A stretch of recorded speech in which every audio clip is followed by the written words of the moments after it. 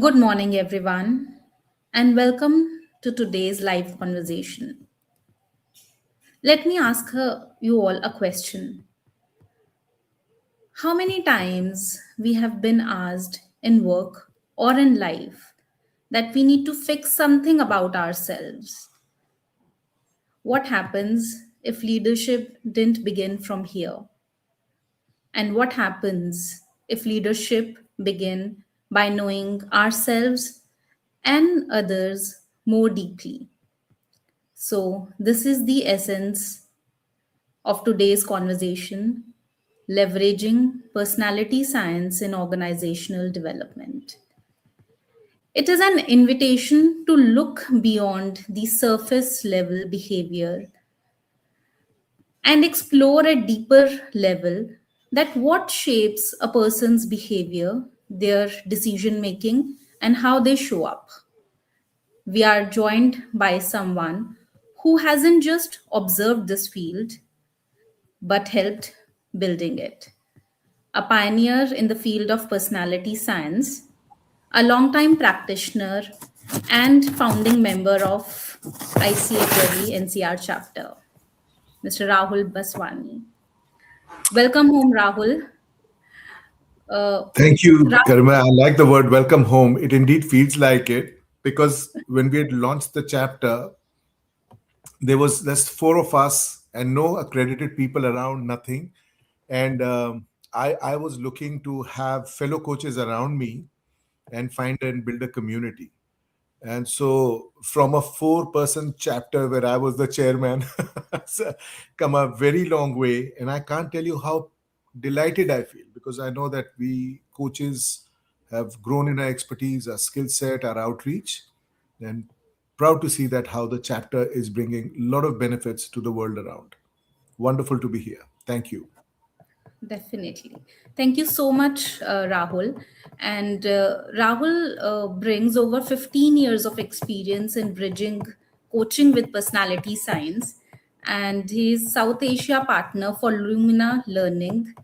So we are happy to see you here and looking forward for an insightful session.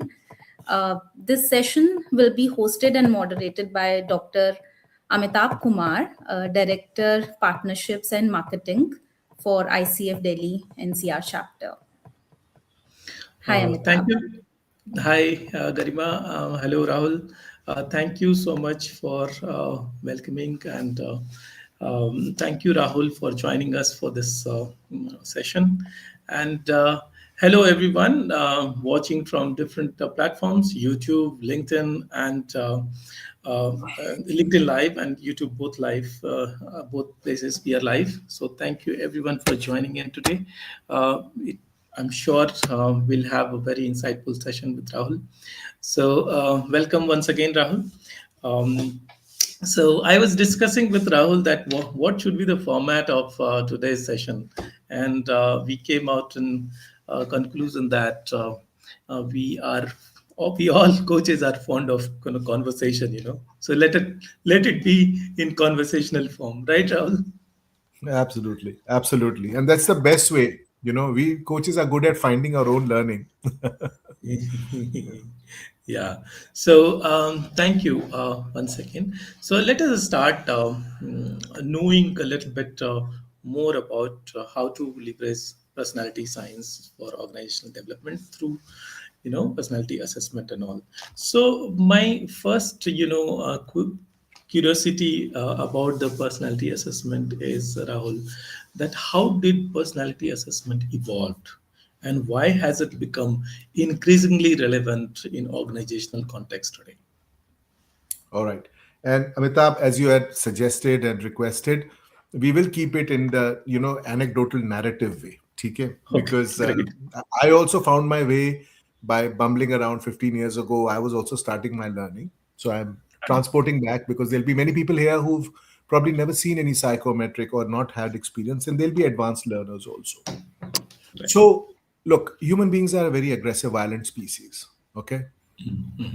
And everything about us has been war. War never changes, right? If we go back into history.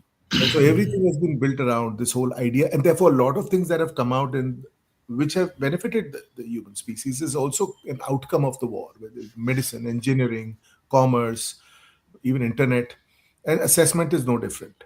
So in the late 1800s, turn of century, the Chinese were the first people who started to do what might be called as assessment centers equivalent, right? By doing things that would reveal personality and styles to identify people who would be better suited to roles in the army, different roles in the army. And post the defeat of the Axis powers in the World War One, the German High Command decided that the problem lay in the fact that they didn't have the right officers leading the troops. That was also the time Carl Jung was like working and bringing out the book on typology. So that the whole conversations were quite rife. It was the Freud Jung time. So personality became part of it. And the first time that personality testing of some sort was used was to identify those who are likely to make the right fit. So that's where it's actually, and come to think of it, it was like more a recruitment exercise where psychometric remain very relevant in identifying the right people in the right roles. So that was very much the beginning of where it started. And of course, it's continued to evolve since. Thank you for sharing the journey, how it started in China and how it is now evolved.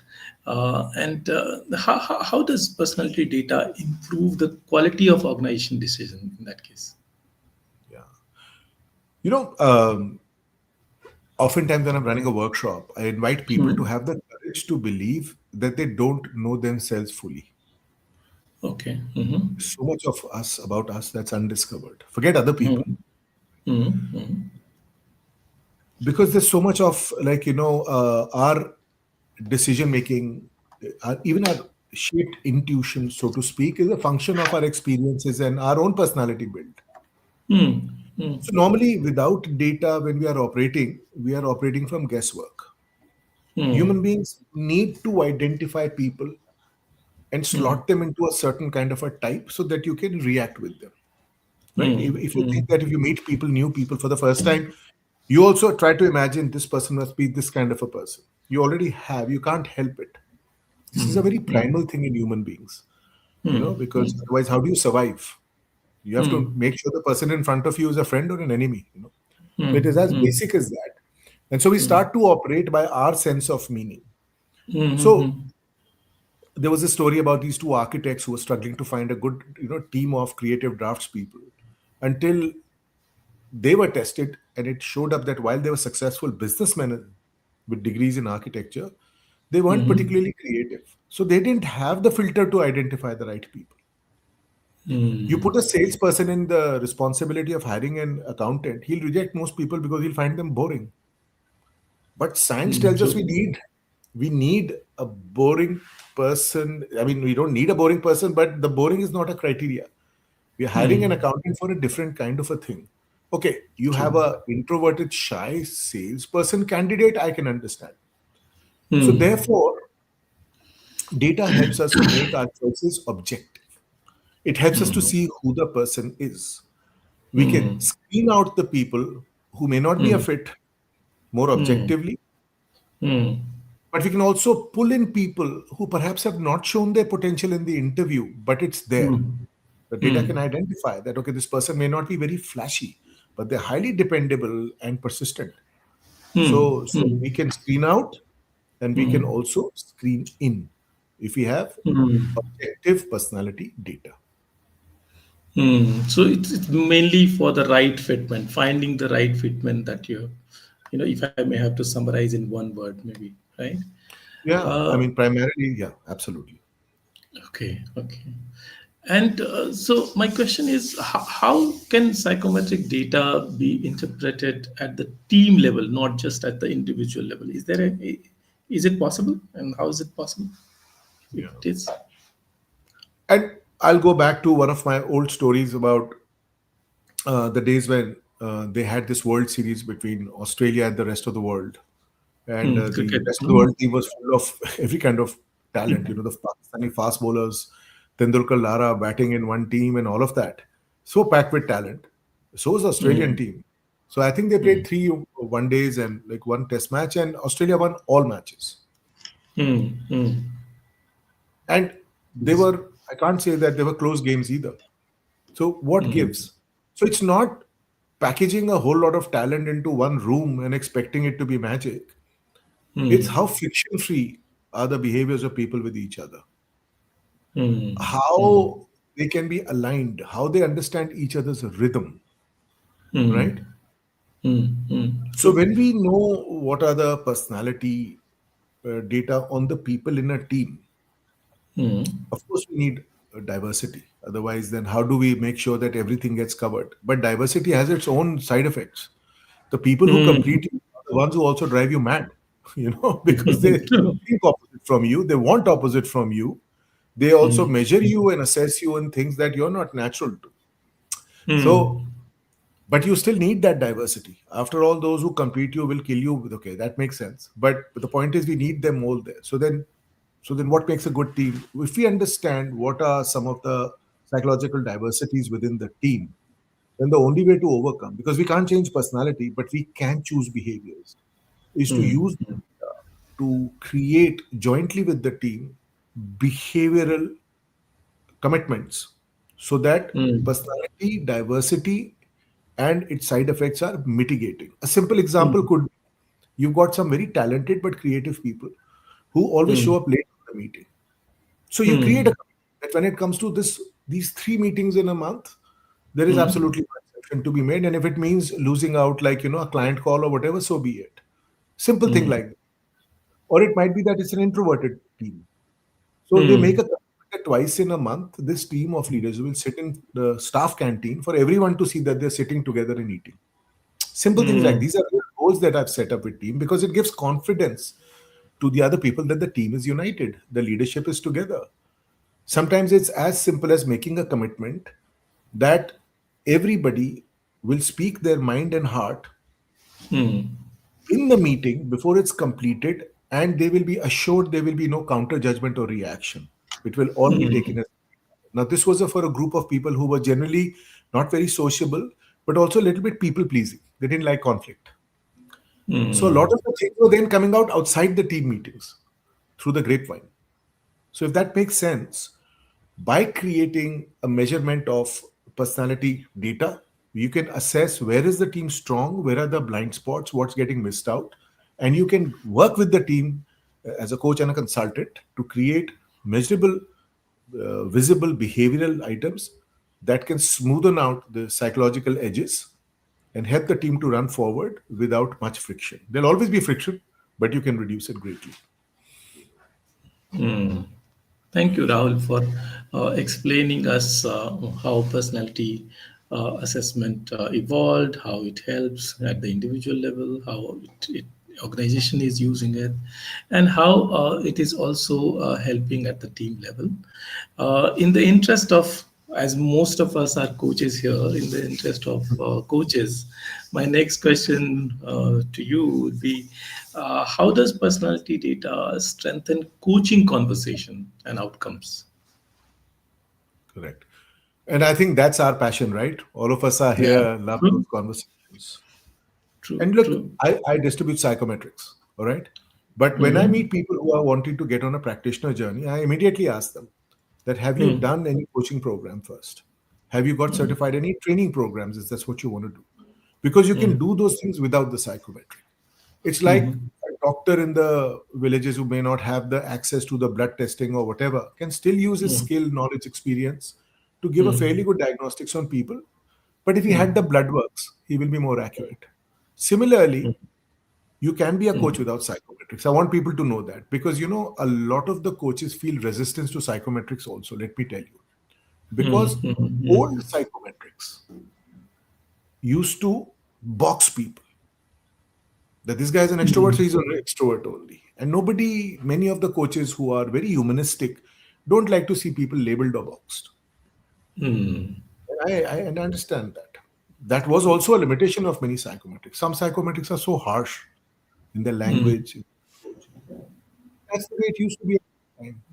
Even before anesthesia, there was still surgery. So things have changed. So for coaching, we know as coaches that the problem a person brings to the conversation is not the real problem. It is the presented problem, but behind the problem, there's a real problem. Mm, mm, And it takes us a while to get to that real problem. Sometimes it takes a couple of sessions to get a well-refined goal. Many times, my coaching conversations, 6 session engagement has gone into 3 sessions before you can see that there is a meaningful goal now, finally. mm. With a psychometric, we can basically pick up where personality is playing a part, right? See, True. human beings don't talk the language of personality. They rationalize their choices, but those choices are getting created for them by personality. So, for example, if you meet an introvert and tell him to come and say, look, it'll be good for your business, let's go to a seminar conference, he won't say, I'm an introvert, so I won't go. He will say, what's the point of meeting all these new people? Conference and all doesn't give business, right? True. And an extroverted, sociable person, at the end of the day, I'm so tired, I want to relax, so let's go out and meet some fun people. Opposite to what an introvert will do. So you see, a lot of times when you're coaching people, they are giving you rational, their logical thinking, but behind that is personality. What is creating a person to lose his temper so easily? A psychometric can pick up, and if it's presented well, the person can also take acceptance of the problem. Now, what psychometric does, I don't need to judge and evaluate and guess your challenge. Psychometric is a test that you've done, data is presented by you. It's up to you to look at that psychometric, especially something, let's say, for like a Lumina, which is interpreted, that you identify which is your real pain point. Mm, mm, It makes you autonomous. It brings more equality to the relationship of a coach and client, which is how coaching relationships work best. mm, So if I have that, it's easy for me to build trust with you. And coaching is largely about trust and listening. Okay. mm, So if the person is able to trust you, they will explore what their backstory is. Once the backstory comes out, then you get very quickly targeted to where you want to go. So I found when I started using psychometrics, I started to get tighter coaching contracts. We got into like exactly what needs to be addressed early. And so the three things that I would say came out for me was fast rapport building, creating very targeted areas of development, and finally very tight coaching contracts. So you can accomplish your outcomes very quickly. So for more and more coaches, I find the experience is similar. mm. So it helps building the fast rapport. At the same time, also it helps in getting to the contract faster and quicker, and then it becomes easier for the coach to take the conversation forward. Thank you, Rahul, for highlighting this. Okay, so my next question for you would be how leadership development and succession planning, from programs to journey, how this personality assessment can help there, and what role it plays. And so in a way, you notice that we've circled back to the original idea of finding the right fit. Right, right, right. We are looking for succession. We are looking for the right leaders in the right place, right? True. We know for a fact that many times people we call leader are not really leaders in pure term, but they're senior managers, more executives, filling out what we call leadership roles. So rather than get caught up by pure definitions of leadership, let's talk about senior executives in that role, right? And let's talk about the fact that not even the most talented people, right, can't be successful in every environment. Even in tennis, we know Rafael Nadal, like, who had more success on the clay courts. Remember, even the most monstrous of the sharks cannot survive in fresh water. So, if you think about it, there will be leaders who are very successful in multinationals who may struggle in like a family business. There are people who are very good at steady state, even PSUs, but they want to commit suicide if they're thrown into a startup kind of environment. So, to take an individual without the context has very little meaning. Organizations have their own principles, their founding principles, their value systems. In fact, even identified competencies, core competencies of what it means to be a leader in an organization, right? Because that is the screening process. That is the way they determine that if people are a fit with these 6 value systems of the company, then we are likely to have a more of a match, more cultural assimilation. With psychometrics, we are able to identify how well people fit into the core competencies or functional competencies or leadership competencies or whatever, because we can actually measure it. And frankly, most of organizations, no leader is complete. Everybody's got some area to work on. And if you're successful in today's job, you may not be successful and fully ready for the next role, right? We know that, right? We've got people who True, are very true, capable as individual contributors, and in his management, they completely tank. true, true. So, one, it can help us to shortlist the people who have got potential that is closer to the right fitment. And therefore, we not only have that data, we also have the data exactly where they need the help through coaching or development. So you can actually slot people and say, okay, so if I didn't have that data, for example, I would create a flat one size fits all training program and put all my leaders into the same program. But if I can understand, my different leaders need what, I can have a more customized development approach, because my company's future depends on the kind of leaders I put in the slot. So here the data starts to get very critical. But it starts with the organization having a good understanding of what their need is, rather than starting with the individual without a direction. And most organizations have that in place. They have a clear set of competencies. If you have a good psychometric, you can map, measure, you can identify who is the shortlist, and you can also identify very curated, personalized development interventions and plans for people. So it basically helps organization align their leadership development and succession planning based on their, organizational competencies or organizational value system that they have, and the leaders, strengths and value system that we find out from the personality data. And it sounds mathematical, but let's say if a company had 6 identified competencies which people must qualify on, different people approach it different. They said, look, you know what, as long as you're missing 1 or 2, we can work with you. Your potential for us, high potential, high potential. They're a mid-level, we have to see like where do you go. And then there are people who are like tanking, a lot of them. Then you determine that, look, they performed well, they built the company, in the past roles they were okay, but what got them here won't get them there. And this is the time to kind of move on and make some strategic choices in the organization. So yeah, I mean, it takes the it takes the subjectivity out of this to the degree. You can even challenge people. Okay, what are you calling a high potential? On what basis? You can put some number to. More objective. So yeah. And these data, how does it translate into developmental interventions and long-term leadership journeys? Yeah, that's a very relevant question, Amitabh, because increasingly organizations, especially at higher end, are looking for more leadership journey type of approach rather than those one-off things. Yeah. So yeah, very relevant. So now let's take a simple example. Okay, let's say there's a bunch of leaders. Picture them coming into a room. Okay, I'm just sort of creating a scenario. Let's say we have 24 leaders that or senior managers we've identified. Now, once we have gone through a training program, which is also involved doing their personality assessment, we can quickly tabulate and see what is going on with this team, right? In the sense that first we can see, is there a trend amongst these leaders? We start to find, many times we found trends, like we find large number of people in a group are more people pleasing, more consensus, more conflict avoidant. I'm just using one example. Or there be some organization where people tend to be very task focused, micromanaging and all of that, and not very social and engaging. So it is not to say that any trait is good or bad. And particularly from the Lumina language, each human being is to be celebrated. Problem is not the personality. Problem it is the fitment. Right? So square peg, round hole, that kind of thing.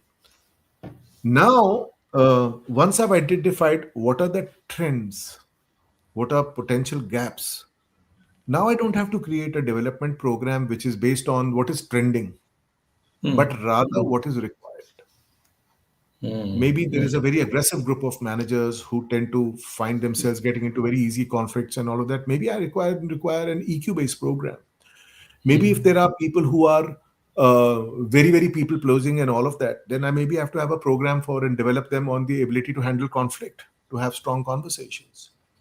Maybe there are people who actually are struggling with the need for collaboration, the need for accommodating others, and all of that. Maybe they need to be worked on stronger decision making and stand behind it, etc., etc. So the most important thing in the leadership journey is once you got the psychometric, we can create like a journey program which is tailored to the need of the majority group, which is like, so you can tweak it. So your programs then for your journey and your content curriculum and all is targeted. And then accordingly, you can support them. So I've seen organizations do a cool thing like they've identified. So supported them with the leadership journey and intervening coaching journey so that, individual needs are met. But it was the psychometric that gave them a quantitative measurement to as a starting point. And of course, because I represent Lumina and I'm more familiar with it now. So something like a Lumina, you can continue to bring back to each workshop. So test is done only one time, but the report we use each time. And an example of that would be, let's say we are running a program called Emotionally Intelligent Leaders. This program is identified because when we did the original personality-based program, we identified this is a need of the group. Now, when I'm running this workshop, I'll get the report back, use it again, and help people identify which part of emotional intelligence do you need to focus on. It's possible you and I are both leaders in the same workshop. Maybe you need more self-awareness, and maybe I need to work on other awareness. Maybe I need to work on motivation, you need to work on empathy. But I already have that data now to say what is the more relevant part of even this curated content for me, if that makes sense. So yeah, you can create some powerful leadership journeys tailored to the group, curated according to requirement, and very, very targeted in the area that we need to develop. Thank you. It's a great conversation, and thank you, everyone. I'm seeing lots of response and lots of comments in the live section from our audience. We are moving a little bit to the next segment of Q&A with Rahul, and I would like to pose the next question about how psychometric supports strategic talent mapping across roles.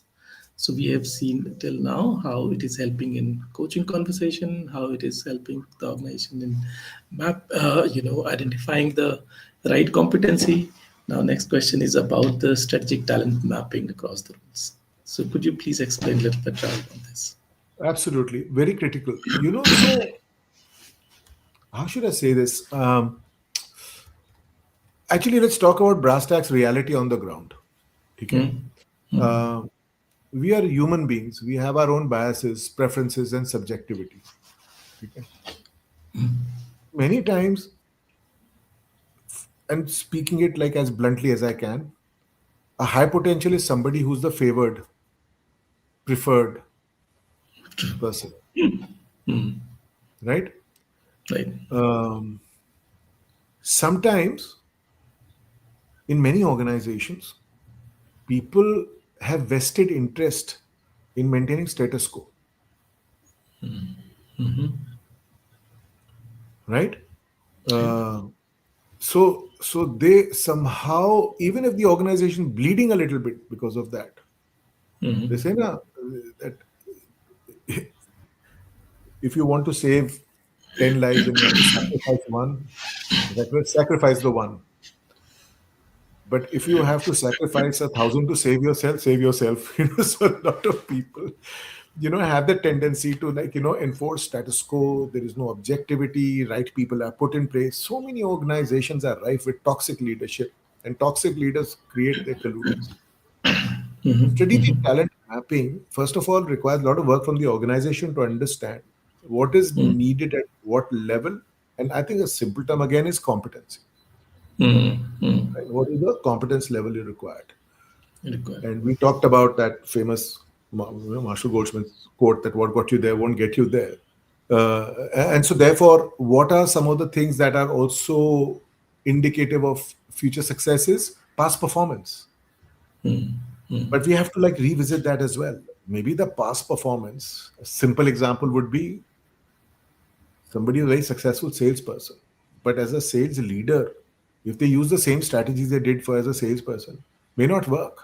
They might Yeah. use competition as a motivation by creating competition inside the team only. They don't know True. better. Sometimes there are leaders who start competing with their own team members without realizing. Without realizing. Yeah. So I think what personality data does is brings objectivity, right? It asks the organization, are you clear what you need at this level, the next level? What is your definition of talent? Maybe there are companies where you just simple hard work is the talent, and maybe some places where thinking is the talent, and maybe somewhere collaboration is talent. So identify all this thing, and then you do the mapping work. So to understand what is your readiness for the future. We've got some big organizations with who work with Lumina. See, one of the things that happens with Lumina, where we had the privilege to learn because we had the tool, is that the personality data called Lumina Spark Report, which is what us coaches and trainers mostly use. It's the Okay. cool report with the mobile app, digital coach, and all of that. But that data can also be translated into what we call competencies. Uh, and so the competencies then can help us to determine at what level what competencies are needed. And then, therefore, you immediately know how ready your people are for the next level. And then, obviously, you're not going to weed out people like that. But then we go into the whole business of identifying curated curriculum. How do you put PDP? How do you do group development and individual development? And all that comes out of it. But the strategic talent primarily and simplistically comes from knowing the right competencies and having a good measurement, not just psychometric, just any psychometric, but a psychometric which is tight measures. You can get a. It's like saying that if you want to get a person better, you need more accurate blood work test, and you also need a competent doctor. You Thank you, Rahul, for explaining this in detail. Before I ask you next question, I would like to invite audience. If you have any questions, we can take one or two questions. So with Rahul, you can quickly write down or comment in the comment section of LinkedIn Live or YouTube, and we'll just pick up one or two out of that. Okay, so uh, okay, the next thing, Rahul, is okay. We have discussed about personality assessment and everything. As of now, you have explained things in very, very simplified and understandable, way. Thank you for explaining this in so simplified manner. Now, let me ask you, as in the interest of as you are also our sponsor, why Lumina? Why Lumina itself? And wow, okay, so what how it is different and how it is it aligns with traditional psychometrics or where it differs. First, let me come in as a fellow human being. Okay, which is Okay. to say that we all get biased by things that give us our first experience. Kind Okay. of like the first love kind of thing. So and True. my early experience with psychometric, I remember one was 𝘱𝘰𝘵. A Okay. lot of people Okay. call it a very dated and a simplistic instrument. Mm-hmm. I've never sold 𝘱𝘰𝘵. I've never, actually even used it in training, but my own experience was very positive because I got first sight of insights. Then the Mm-hmm. other instrument that I enjoyed very much was when somebody had told me is MBTI, right? Okay. Because this person said something very profound to me. She said, "You're only an extrovert when people are looking. And would you be willing if I gave you a test?" How interesting. And that is so true. Nobody had explained that well because I know when I'm in a crowd, I'm very outgoing and friendly, but otherwise it takes a horse to drag me out of the house on my own. So there is both these dualities, right? And she picked it up. And so psychometric naturally, then I have an affinity for MBTI because it showed me a side of me. And I have affinity for Mm-hmm. Hogan because I started by distributing Hogan. We brought Hogan with my ex-partner here. Then we should distribute that. I certified 500 people in Hogan. So so Hogan has been my teacher. So all I'm saying to you that all psychometrics bring some value. I'm still a believer that more than the psychometric is the person delivering and the openness of the person receiving, which is more powerful. Okay. Now, with all that set up, why Lumina? Think about it this way, and we coaches are absolute junkies on this stuff. Positive psychology. This is a phenomena which is about 30 odd years old, right? And positive psychology, not just because it's a trending item, human beings have changed. Amitabh, in the simplest of form, when we were kids, we got smacked at home, we went to school, everybody else was also like either scolded or smacked, and everybody was okay. Today, look at the trauma the kids go into.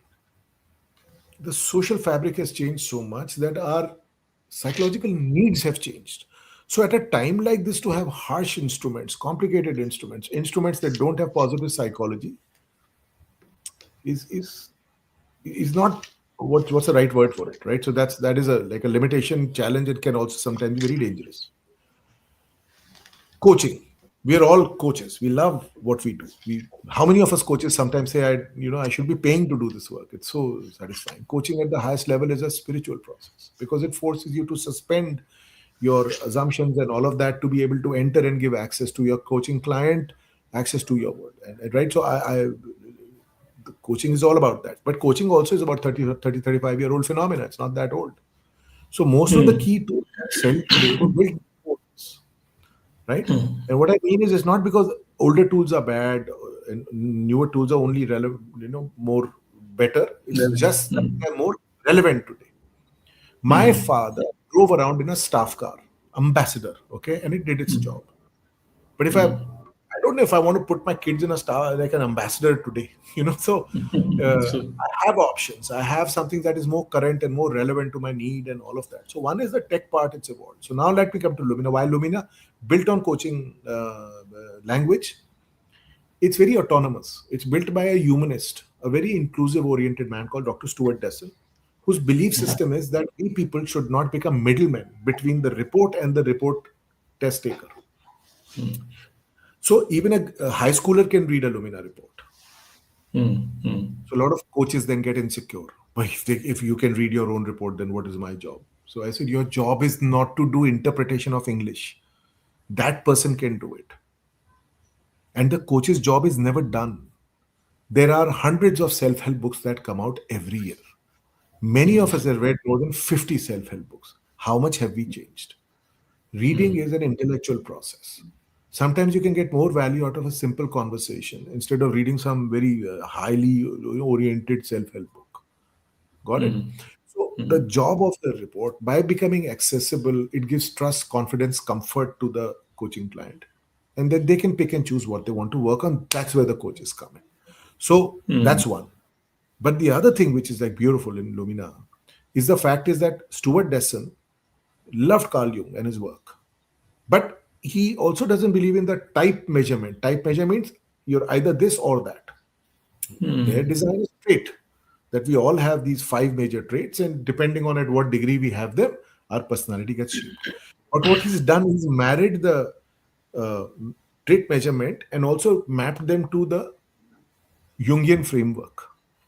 So clients and coaches who also learned the Jung framework are able to bring that knowledge, those exercises and activities here. And the clients also have the comfort of saying that they can use either the Jungian lens, either the 4-box lens, either the 16-box MBTI lens, and all of that. Third, today we are all ADD addicted, right? We have to run fast on things. Nobody has patience and all of that. Lumina is a very fast 15-minute test, comes fully interpreted. And we live in a digital world. So Lumina has a mobile app. If you do your Lumina Spark app and I have my Spark, you and I can mirror each other's personality on our app. I can contrast your personality on mine on an app. So a lot of people joke and say, can you also be for dating? Why not? but it really is designed to see collaboration, how people can work together. So in summary, if I was to say what works is the coaching language, the positive psychology. Second thing that works for me is the autonomous and easy language, so people can self-determine what they want to do. Third is that by the mobile app and all of that, it puts personality in your pocket. You always have access to your personality, right? And finally, of course, it measures 2 interesting elements of. So now I'm going to psychological part. It measures 3 persona: who you are motivationally, who you are in behavior, and what happens to you under stress. It measures all 3. Okay. Right? And so that I was thinking of one more thing, but so primarily by creating that data point, it can allow us to go into what you might call even call depth psychology. I've seen some deep psychological workers use Lumina's three persona mapping to go into very, very deep conversations also. So, in summary, yeah, I mean, and you know what? It's today, it's Lumina. Who knows technology how it moves? 10 years from now, there might be something else which is even more advanced. But as of now, and for me personally, I don't know if I had a chance to tell you, Lumina gave me two gifts because its language is so easy and it provides direction. My own love for art got redeveloped thanks to Lumina. And I've been able to align a lot of my personal relationships as a parent and as a spouse thanks to my self understanding with Lumina. I was able to do that. So, therefore, I have a soul connect with this product. Okay. So, hopefully, that. Thank Thank you, Rahul, for explaining why Lumina. Okay, so for the better interest of our audience and me, so there are two questions which has come from audience. One is, where should psychometric not be used? That's one. And second one is, what to do if client does not agree with the report? So would you like to quickly answer these two questions of the audience? Yes. I'm a strong believer that the human being receiving the report is bigger than the report. Okay.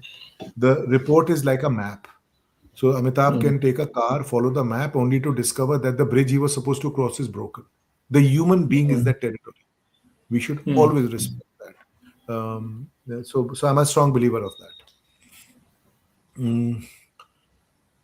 The second part, well, if the client does not agree, first of all, I do want to honor the client's concern, right?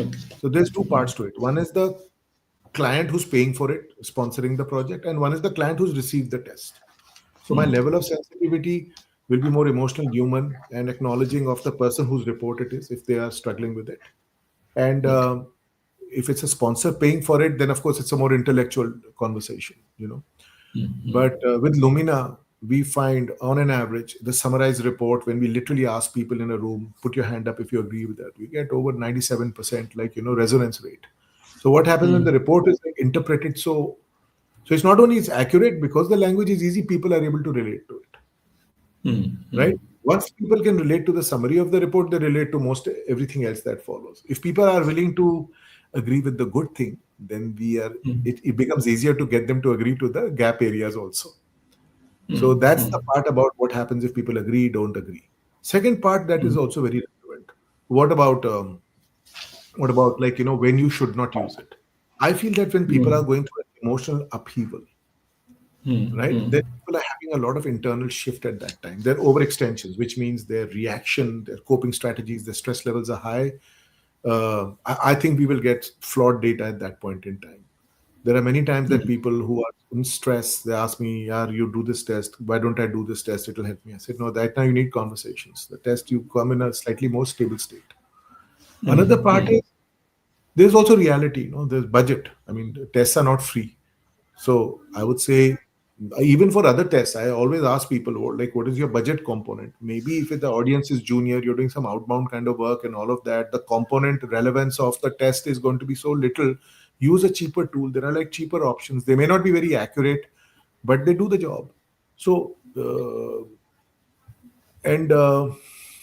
I'm just trying to think where else not to use. I also think that when teams are very, very fragmented, maybe the starting point need not be a psychometric. As it is, people are going to be so hijacked and team is under stress and all of that. Maybe a more warmer, more connecting, bonding activities before we get into any more details. So yeah, those are some of the areas. I also think that clients are looking for solutions. They're not looking for data. They're not looking for assessment.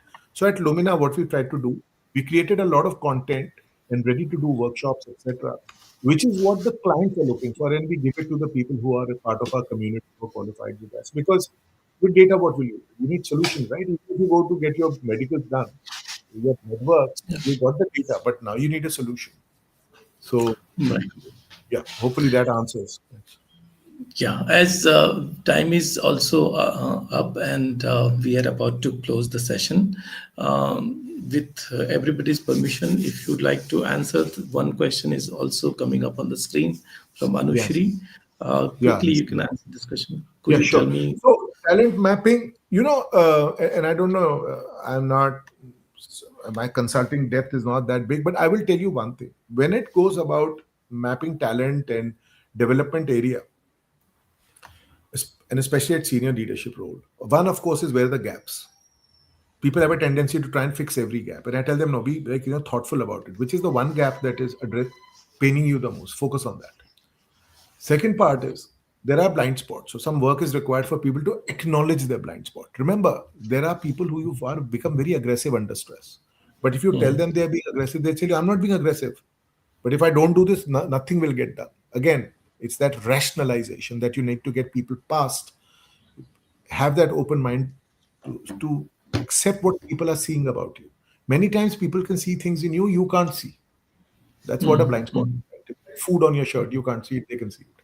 So sometimes our behaviors become like that. People are experiencing as aggressive. You're not willing to listen that you're being aggressive, right? So third thing, of course, is many times, especially at senior leadership, people get addicted to certain things that they've done well in the past. So it's overuse of strength that becomes a problem. So from a development point of view, even for team profiling, when we give people some solutions in terms of how to improve the team behavior, as much as we point about the gaps to cover, we also point out what are some of the overusage of strengths. Now, the question that you had, that is it only about ranking of strengths? So strength itself is the slightly subjective discussion, because what defines strengths at what level and for which organization.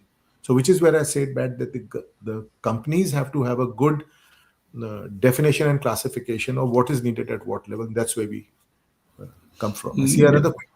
So hopefully Mehak from my team is going to put a message and details over here, Indu. Yeah. And so you start to learn a little bit about Lumina. We provide you some introductory information. And if you see a fit in your practice, then of course the easy way, of course, is get certified and become part of our growing tribe in South Asia. And what are some of the upcoming learning opportunities offered by Lumina? Rahul, if you can just quickly summarize in a So, minute. we qualify people, we certify people. In fact, just day before and yesterday, I was running a qualification workshop in Mumbai. We got more people adding the community over there. We have workshops coming up. I don't know if Sonam or Mehak have the date handy. Let's make sure that we get Mehak's and other information down there. But more important, I'd like everyone to know about this opportunity that's coming up, where we are promoting it with ICF. Is Dr. Stuart Desson is personally visiting India for the first time. First time Okay. since the brand has been launched over here. He will be in Delhi. We'll be running a program in Gurgaon on the 6th of March, where Stuart will personally be conducting a program, a very participative program, where everybody will have their own Spark report, and he will give a live experience of, so the theme over there is going to be innovation. And it's such a critical thing for us coaches. All our clients are asking for, how do you develop innovative skills in people? How do we bring innovation to the organization? So I strongly urge people to sign up for that program. It's like very reasonably priced, and I think we have a special arrangement with the ICF anyway. So that information I think we can also put up unless it's already been put up. Let me just check. So yeah, that's another way to get to know Lumina. So qualification, but if you're kind of, and it's a big investment for us individual practitioners, money, time, long-term commitment. So one good way to kind of figure out and have an informed decision is by coming to the Steward program. I mean, it's an opportunity. He's here in person. Great. Thank you, Rahul, for your time today and explaining personality assessment in detail. And also, I asked questions about from different segments of personality assessment. And thank you for patiently answering. And thank you all the audience who have been listening patiently and asking. You've also asked a couple of questions which Rahul have answered. For more questions, you can also still comment on the LinkedIn page, and probably someone from Rahul's team or Rahul himself can answer your queries. And you can also link, Sonam or Rahul, you can also put some kind of link or something where Absolutely. people can find the details about your programs. So we'll Thank you put the so much. link for the program if we can. Mehak has already given her information, and Radhakant Jaiswal, if I understood his question correct, you don't need to use a psychometric, especially something like as robust as Lumina, more than once in 3 years. Once in 3 years is enough because personality is fairly stable that way. So hopefully that I missed that question earlier. So thank you for letting me answer that here. Yeah. Thank you. So we can end the session. Garima, you'd like to add something? Yeah, so I would like to thank Rahul for sharing his experience and insights with such a clarity and depth. We would like to thank you, Dr. Amitabh Kumar, for holding this session so thoughtfully. And to everyone who has joined us today live, thank you so much for your presence and curiosity. So, have a wonderful rest of the day. Thank you. Thank you. Thank you so much. Thank you, Vita. Thank you, Garima. Thank you, Thank you. participants. Thank you.